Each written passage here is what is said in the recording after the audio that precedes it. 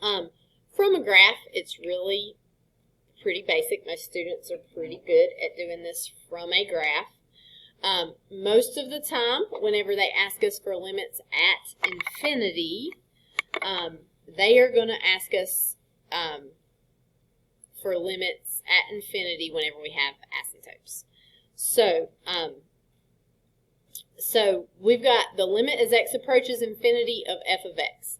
So on your x-axis, positive infinity would be way out here on the end, right? That little arrow that's sometimes on the end of your axis points to positive infinity, and negative infinity is way over here on the left side. So you're looking at what the graph appears to be doing as you approach infinity. And so in this particular case, as x approaches infinity, it appears that we have a horizontal asymptote at 1. So this line, this number right here would be getting closer and closer and closer and closer and closer to 1 as you approach infinity. So you would have 1. Remember, you're always giving the y coordinate, so you're pulling that from the y-axis there.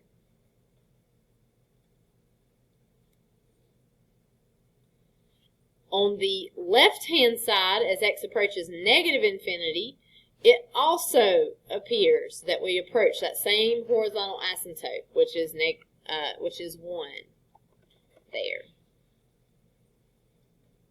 Okay, these two right here are limits at infinity, or negative infinity. I guess we put plus or minus right there. So these are limits where our x is approaching positive infinity or negative infinity. So there is a difference in these two problems and then the next two that I'm asking you about here. If I ask you the limit as x approaches 0 from the left, so this time x is approaching 0 from the left-hand side. What is our y value doing there? Up forever, right? It looks like a vertical asymptote. So we could say does not exist, but the most specific answer for that would be positive infinity. What about our limit as x approaches 0 from the right? That's negative infinity.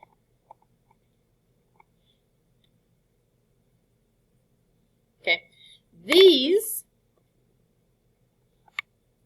are infinite limits. So for these problems, the answer is infinity or negative infinity. Right? For limits at infinity, your x is approaching infinity or negative infinity. It is still possible, for example, it is possible to have both here. It's possible to have a limit as x approaches infinity and the answer also be infinity. So you could have some that kind of fit in both of these categories. If we make like a Venn diagram, there would be some overlap here.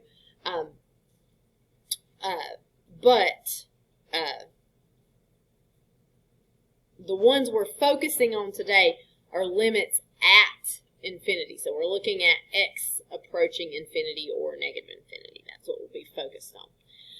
A lot of times for graphs, if you have a horizontal asymptote, your graph is going to approach that asymptote from at positive infinity and negative infinity, but it's not always the case. So this next one is an example where that happens. So for this, Monica, what would you say for the limit as x approaches infinity of g of x for that second graph there? Okay, very good. Paying attention to the scale there also, because this goes up by 2's here. So it appears that we have a horizontal asymptote at 8. Connor, what would you say for example 6, the limit as x approaches negative infinity? 2, because those are going up by 2 right there. So the limits at positive and negative infinity are not necessarily the same, but a lot of times they are the same. Okay, questions? Most of the time, people are pretty good from the graph. All right, let's talk about these problems right here. I'm going to actually do a little of this by hand. The only reason I'm going to do it by hand, you don't have to do it by hand. I just want to do it by hand for you to observe something that is happening here.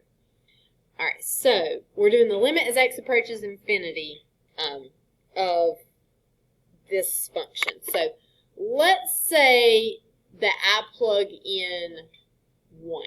So the idea here, like if we're doing this numerically, I could do this in a table and I would, but I want you to see what is happening. If we were doing it in a table, we might do 1 and then 10 and then 1,000 and then 2,000, 3, we're just getting bigger and bigger numbers, right?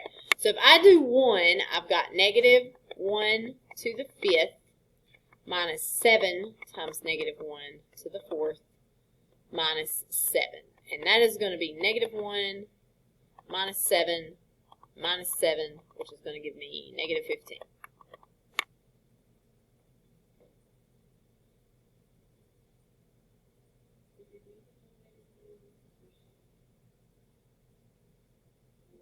Oh, no. That was supposed to be positive right there. It does not change anything, but it was supposed to be positive. I don't know why I made that negative. So if we plug in 1, we get negative 15. All right, now I'm going to plug in 10.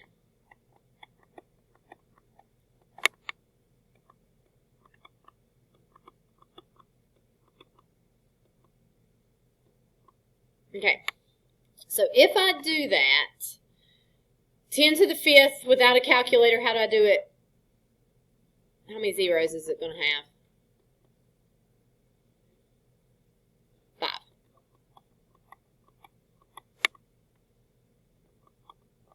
And then 10 to the 4th will have 4 zeros. Oops. Okay, so let's see, that's negative 100,000 minus 70,000 minus 7. So I've got negative 170,007.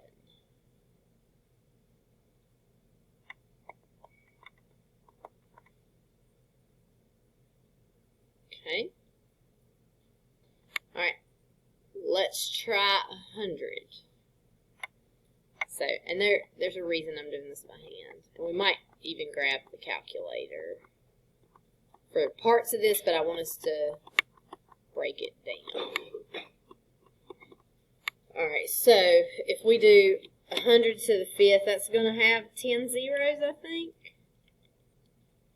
1, 2, 3, 4, 5, 6, 7, 8, 9. Yes, 10 zeros. So we got negative 1, 2, 3, 4, 5, 6, 7, 8, 9, 10 zeros.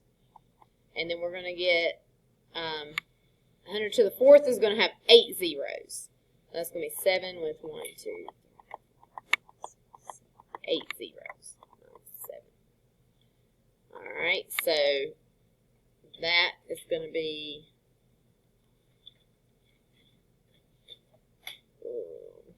like negative 10.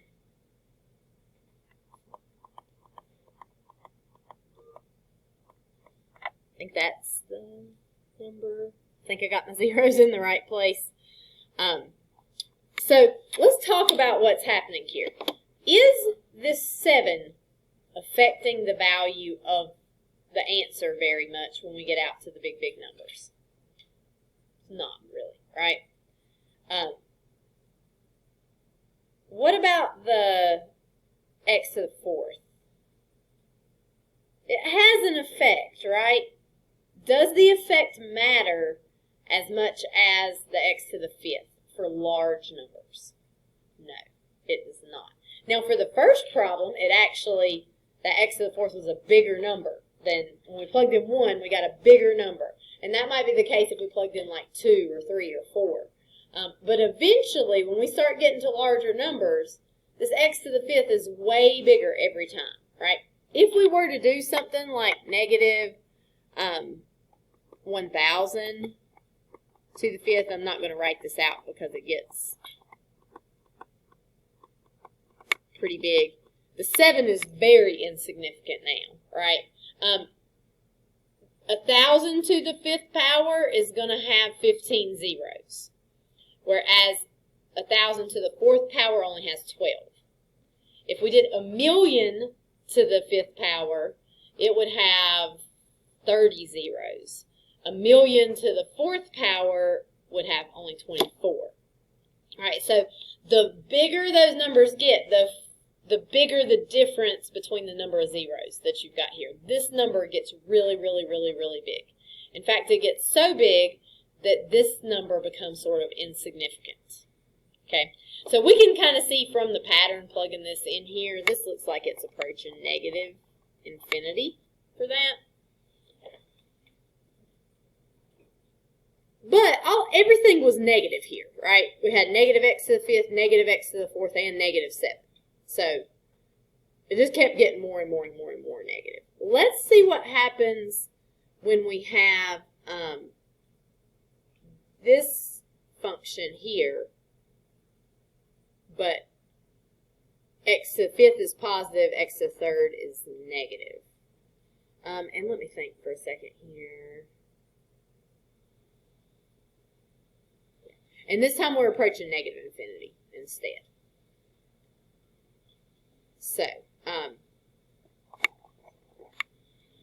So if I plugged in negative 1 here, negative 1 to the fifth minus negative 1 to the third power plus 1 would give me negative 1. This is also going to be a negative 1 here, but the minus is going to make it a plus 1 plus 1. So that would give you 1 for that. If we try negative 10.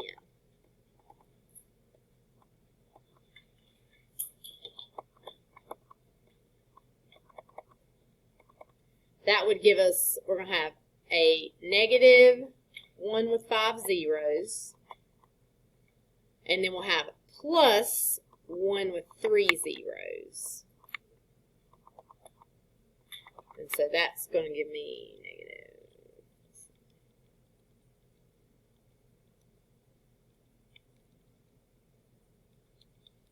That gives me negative 9, 8, 9. If I do this again with 100,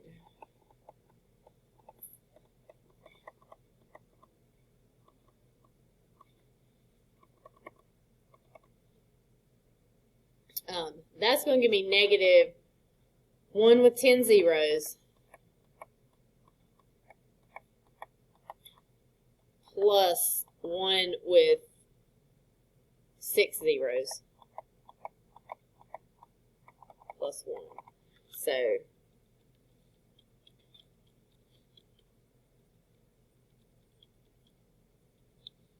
that gives you like negative 9, 9, 9, 8, 9, 9, 9.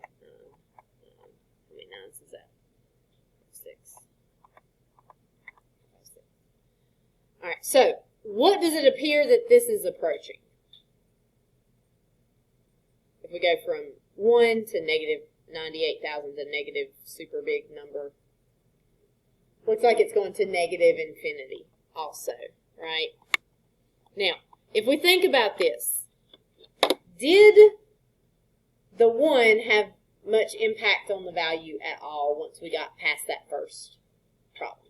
It really didn't. Whenever you got negative 10,000, 1,000, and 1, the 1's not making a very big impact, right? When we got to 100, it was even less of an impact, right?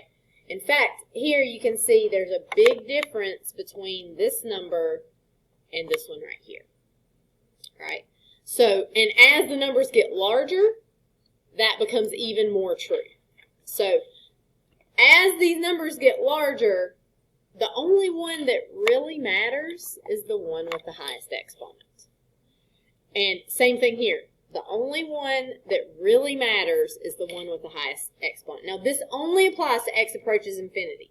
If x approaches 7, then plug your number in, right? This only applies to x approaches infinity. So, if x approaches plus or minus infinity for a polynomial function.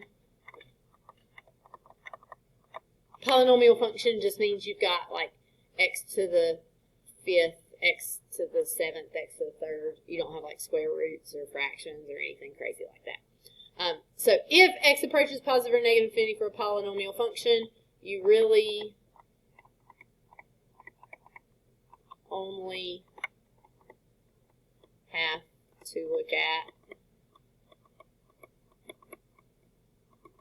the term with the highest degree.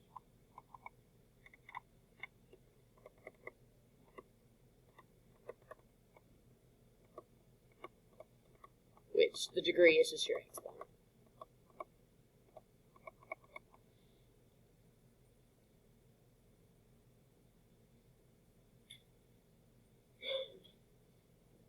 So just to give you one more example of what I'm talking about, you don't have to write this down because you probably don't have room. But like if I asked you for the limit as x approaches infinity of 7x to the 3rd minus 8x to the 5th plus 10x. Okay, which one's the only term I really need to look at? The negative 8x to the 5th. So this, for very large numbers, that 8x to the 5th is going to overpower the rest of the values. So I really only need to look at that. And if I think about plugging in really big numbers and then multiplying it by negative 8, it's really like I'm doing negative 8 times infinity. And what is negative 8 times infinity? Negative infinity. So this would approach negative infinity. You're really only looking just at the sign of your highest degree term. If it is negative, you will get, well, actually that's not entirely true. If you're approaching positive infinity and you have a negative, you will get negative. But what if I had this? What if I had the limit as x approaches negative infinity of 6x to the 9th minus x to the 3rd plus 4x here? What would I get for that? I'm going to get negative infinity because it's like I'm plugging in 6 times negative infinity to the 9th power. You're going to keep that negative, right? So this is like 6 times negative infinity, and that would give me negative infinity. So you got to pay attention to like what's going to happen with those negatives. If that had been to the 8th power, that would totally change our answer, because when I raise something to an even power, I get a positive infinity, and that would make it a positive infinity for that. Okay, questions? Okay, now, the biggest thing that we're going to need to see for this is what's going to happen when we've got sort of fractions, and our x is in the bottom. So I'm going to pull up Desmos over here so we can look at this quickly. I won't make you guys do any of this by hand. So if we look at it quickly, let's pull up Desmos, and did I do anything today? I don't think I did. Yes, I did something. Okay, good. All right, so for Desmos, actually, let's not do that. Let's do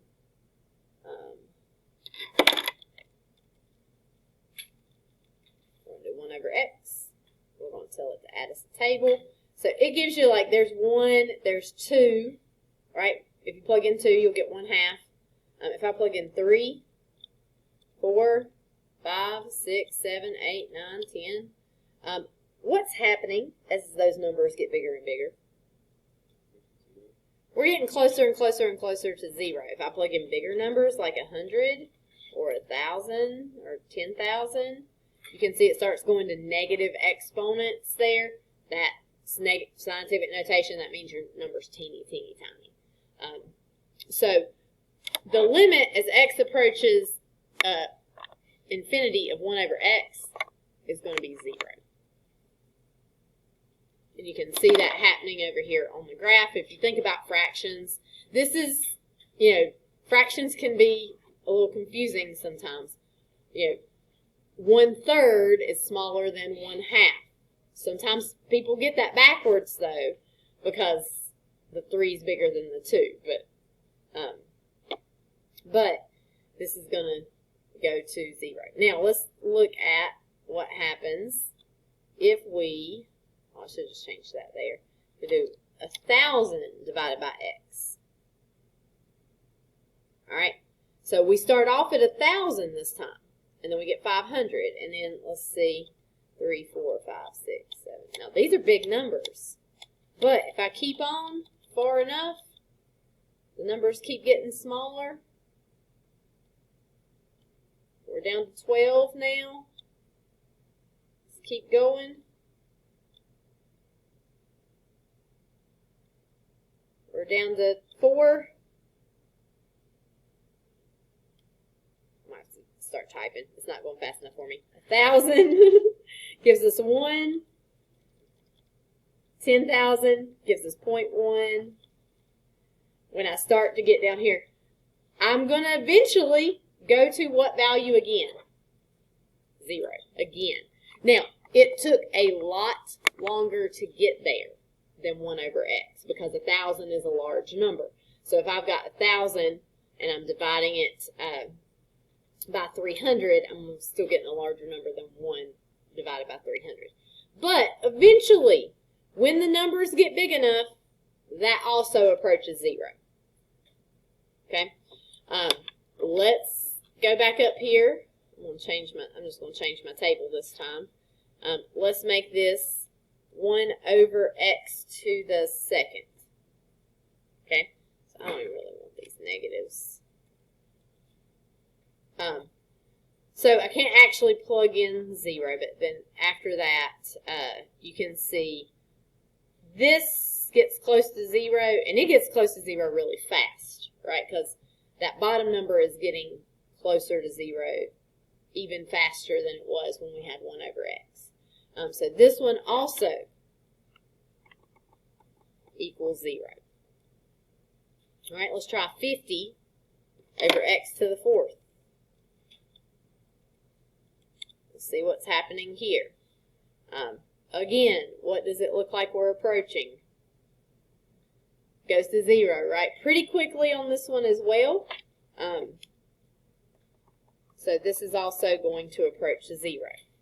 So we can boil this down to like a principle that we're going to use for a lot of things.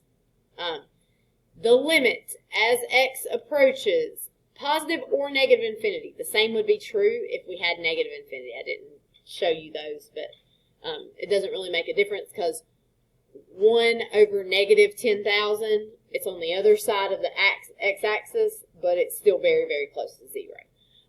So n over x to the r is going to be 0 every time. So n is a constant here. R must be greater than 0. Okay? Why does that exponent have to be greater than 0? Like, let's say I had 7 over x to the negative 2. What do we do with negative exponents? We could, or, like, since this one's already in the bottom, I would just send it back up to the top. So this would really be like 7x squared, which is not actually a fraction with an x in the denominator. So, so that's why you have to have positive exponents. If you have negative exponents, then you really need to move them back up to the top of the fraction. But if we have if we have the numerator is a constant, it doesn't matter how big that constant is. It could be a gazillion in the top. And we have x to a positive power here. It doesn't even matter how small that positive power is. If we do the limit as x approaches infinity of this number, as many nines as I can fit right here, over x to the 0.00000001. Right? If I do this limit, it is still going to be equal to 0. As long as I have a constant on top and x has a positive exponent. Now, it would take a really, really, really long time for that ever to get to 0. Really long time. In fact, there's a good chance, like, Desmos is going to never get there. Like, we can't put big enough numbers in for it to calculate it. But theoretically, infinity is so large, that would also equal 0 eventually. All right, that is the principle behind what we're going to do for the rest of these problems. Okay, I may ask you some of those problems, but mostly we're going to use that idea to help us do problems like number 9. Okay, so we're trying to do the limit as x approaches infinity of 5 minus x squared over 3x squared plus 9x. So that is not a constant over something with an x. What I want to do is I want to make every term into something where I've got like a number over something. So we are going to divide every term by the highest degree variable from the denominator.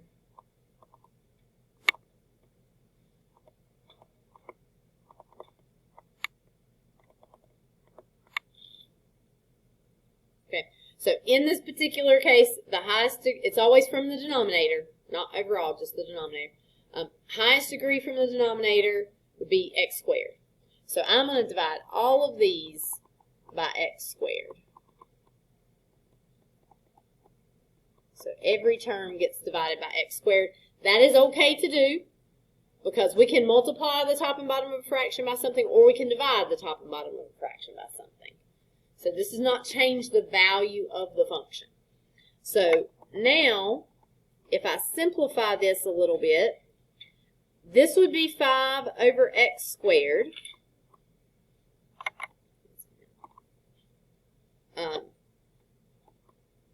I've got x squared over x squared. What's that going to equal?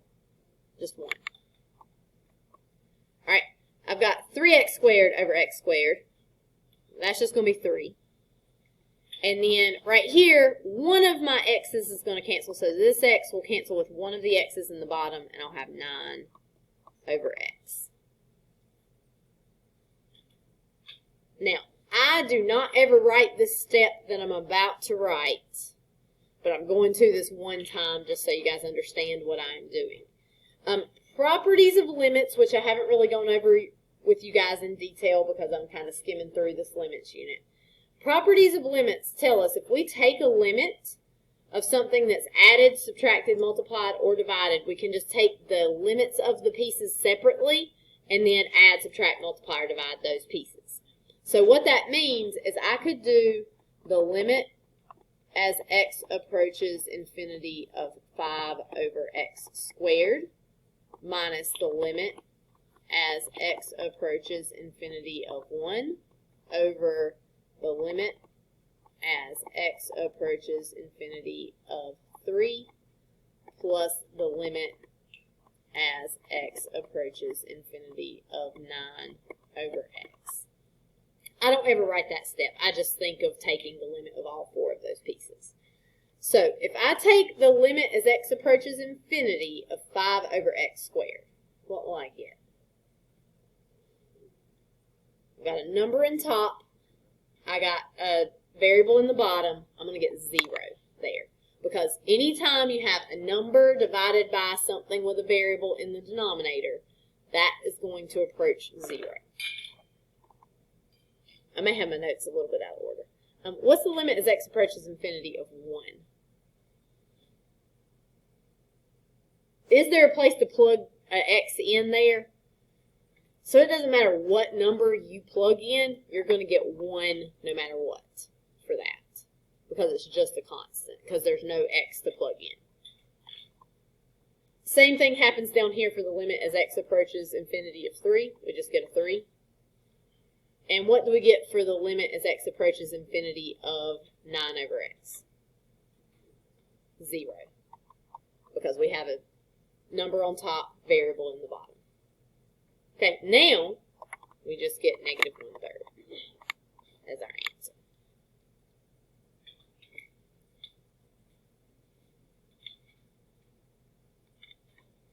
Okay, questions there?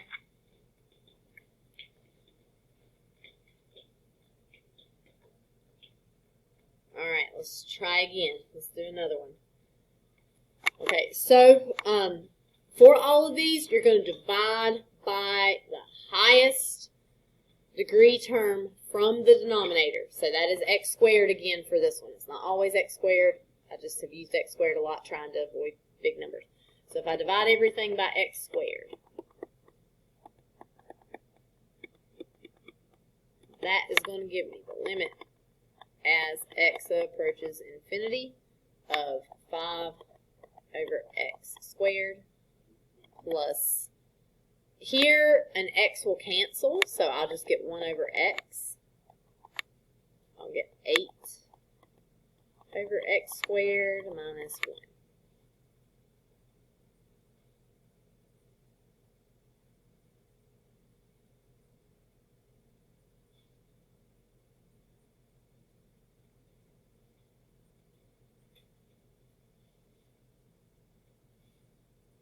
Now, when you do these limits, anything with a number in the top and a variable in the denominator is going to approach 0 for large numbers, right?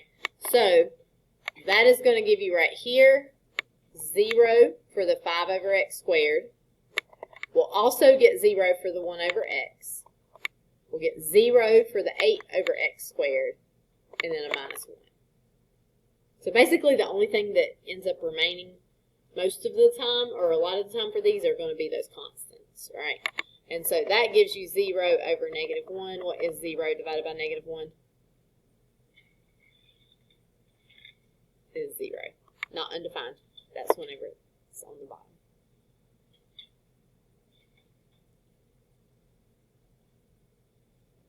Everybody okay there? All right. So if we do 11, what should I divide by? Not x to the third. I got to come from the denominator. This one is still x squared. Although sometimes I forget that because just do the variable. Technically you could do the 8x, but that's just going to give you fractions and complicate things. So the variable just makes it easier to do. That's a good question there, Troy. Alright, so if I do that, this is going to be a little bit different. I'm going to have x to the third over x squared gives me x. Then I'll have 4 over x for that second term, because one of those x's will cancel. Then I will get an 8 right here, and 2 over x squared.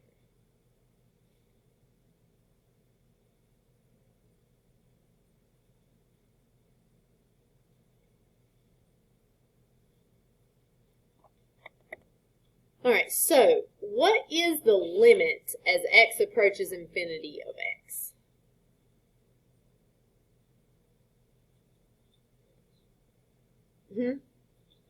It's not going to be x. Because what's happening there is the numbers are getting bigger and bigger and bigger and bigger and bigger, right? So like, if you think about doing this in the calculator, you might plug in 1, and then 10, and then 1,000, and then 1,000,000. What's going to happen to that value when you do that?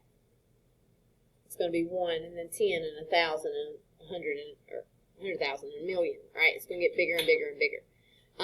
You can kind of, I wouldn't stick to this too much. You can kind of think of it as like plugging in your infinity there, right? So x is going to approach infinity. So this one I don't have a fraction, right? It's not like I'm getting 4 over 1, 4 over 10, 4 over 100, 4 over 1,000,000. The value itself, if I plug in numbers that get bigger and bigger and bigger and bigger, the value gets bigger and bigger and bigger and bigger. This is different than the other ones we've seen because we haven't had other ones with x's anywhere except for the denominator. So that's going to give me infinity. What do I get, though, for 4 over x? That one is 0. What about the 8? It's just 8 because it's just a constant. And then 2 over x squared, 0. Okay, so this is going to give me infinity divided by 8. What is infinity divided by 8? It is still infinity. Because infinity is so big that it really doesn't matter what you do to it. Unless that thing that you do to it either involves a negative or another infinity. So, now if I had did infinity divided by negative 8, what would that be? Negative infinity. It can change its sign, but that's pretty much all it can do. What about infinity minus 1,000,000? Still infinity. Infinity's too big. Now, you could do things, if you do things like infinity minus infinity, that should not show up in these problems. If you're doing that, you've done something wrong.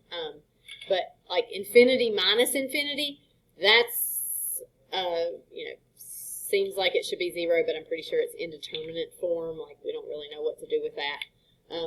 You might have crazy stuff like infinity divided by infinity, which seems like maybe it should be 1, but it's not. It's kind of like getting 0 over 0. It's indeterminate form as well. But you shouldn't run into anything that would be indeterminate form if you're doing these problems correctly. You should have like infinity plus 5, which is still infinity, or infinity divided by 2, which is still infinity. The only thing that might happen is like if you have infinity divided by negative 2, that'd be negative infinity. We'll change that sign. All right, let's keep going. What should I divide by for number 12?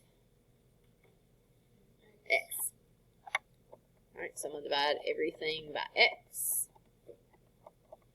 And so I've got the limit as x approaches infinity of 4 minus 3 over x over 2 plus 1 over x. So here, we just saw these x's cancel there. So this one looks more like the ones we've seen before. Here, I get a 4. What do I get when I do the limit as x approaches 0? X approaches 3 over x. I said the answer, 0. Here, I'll get a 2.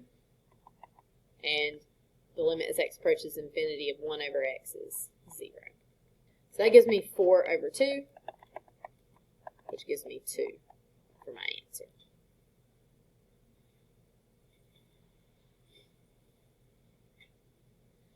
Okay, questions?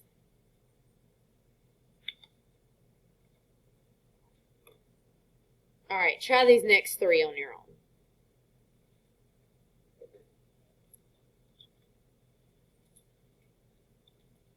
Also, it does not matter if you're approaching positive infinity or negative infinity.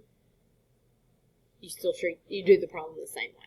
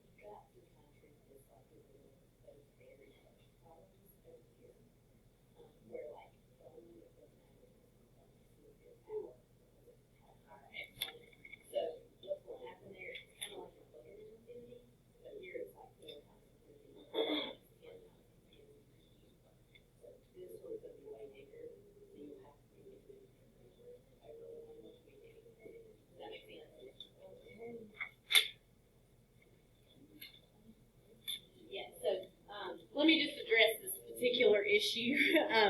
Whenever you are doing number 14, let's just look at it here. Try to mark this up so you can't see the other ones right now. Let's just look at 14. So when you're doing number 14, you're going to divide everything by x squared. It is going to give you a 4x minus 10x to the third over 15 over x squared plus 1. So what happens, the bottom's easy. You get a 0 and a plus 1. The bottom's not bad. But the numerator has an x and an x to the third. So what you have to do is kind of like we were doing on the first few problems that we did, where I was doing those by hand. Like this. The only one you really need to look at was the one with the highest exponent, because as the numbers got larger and larger and larger, it's what affected the answer. So, so for this, it's kind of like you got 4 times infinity minus 10 times infinity cubed. Infinity cubed carries more weight than the 4 times infinity. I realize if you go through this logically, both of those equal infinity, and you got infinity minus infinity, which seems like it could be 0, but you can't treat it that way. As your number gets closer to infinity, you're plugging in the same number in both places. So like we put a million here and a million here. This one's going to be bigger. So that numerator is going to be negative infinity. The denominator is 1, so negative infinity divided by 1 is negative infinity. So if you end up with more than 1x there, go with whichever one in that numerator denominator has the highest exponent, because that one is going to give you what's going to happen for those large numbers. Does that make sense? It's a little tricky. 13 was negative 1. Everybody okay there? Okay, I don't think everybody's finished 15, so I'm not going to put it up quite yet.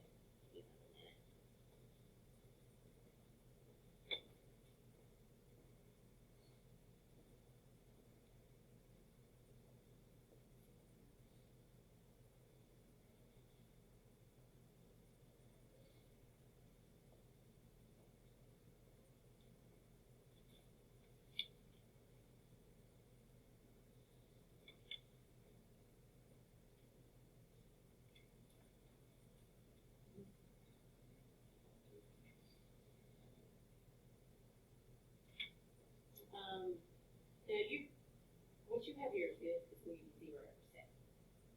And 0 over 7 is, yeah, it is 0.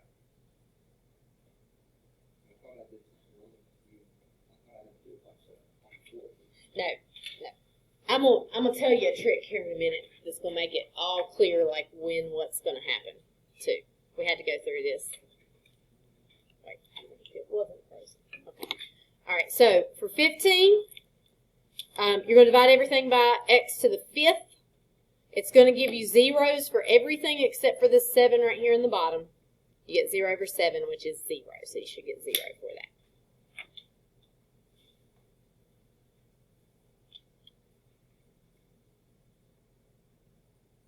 that. Okay, whenever you guys had Coach Wood, did he do Bobo Botno Eats CC?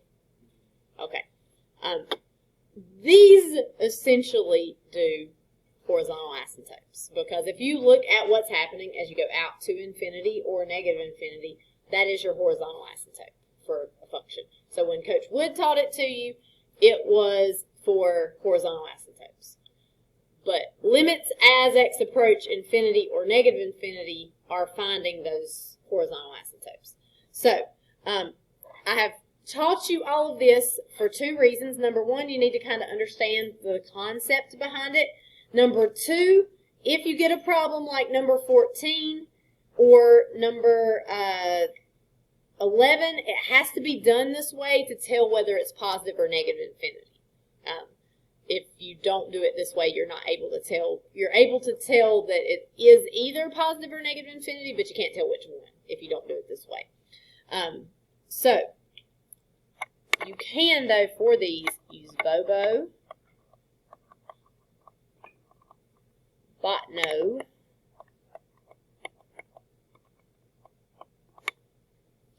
DC.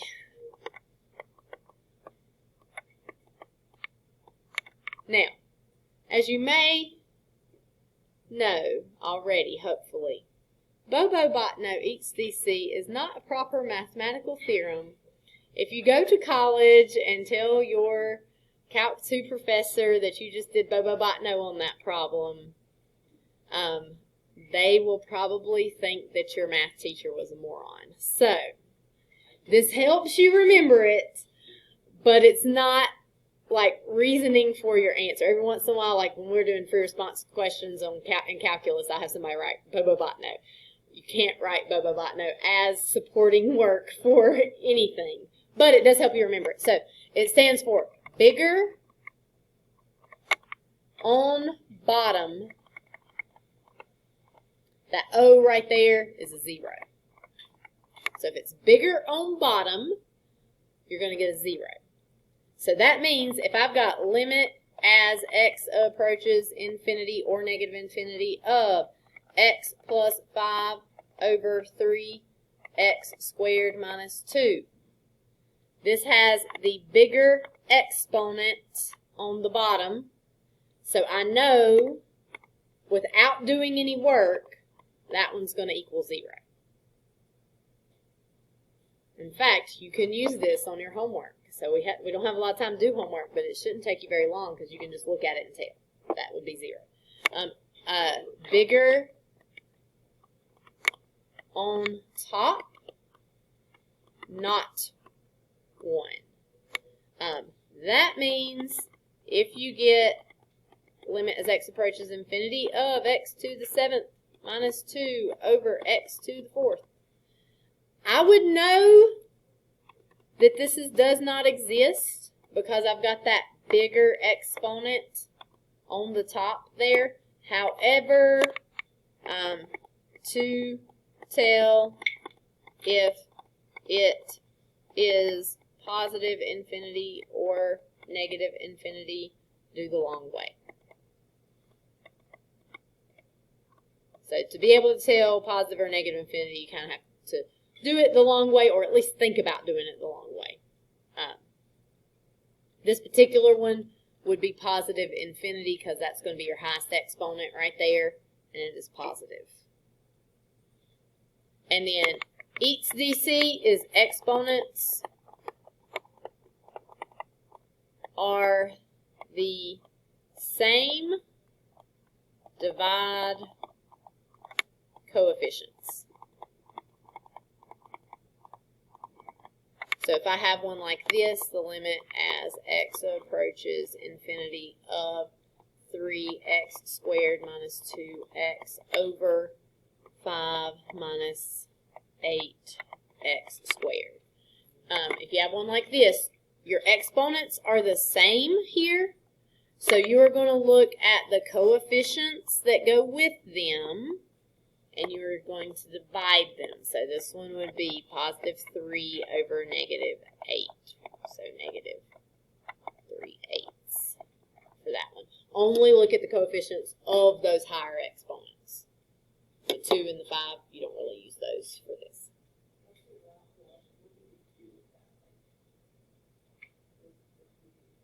That is your limit, and it would be like your horizontal asymptote on a graph.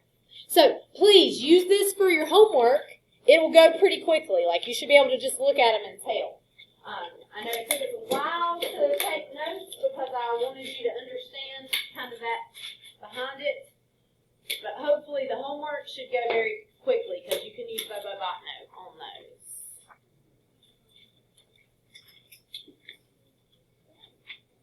And this may be your last pre-cal homework. We are going to do a review tomorrow, but I think you should be able to get it done in class. So this could possibly be your last pre-cal.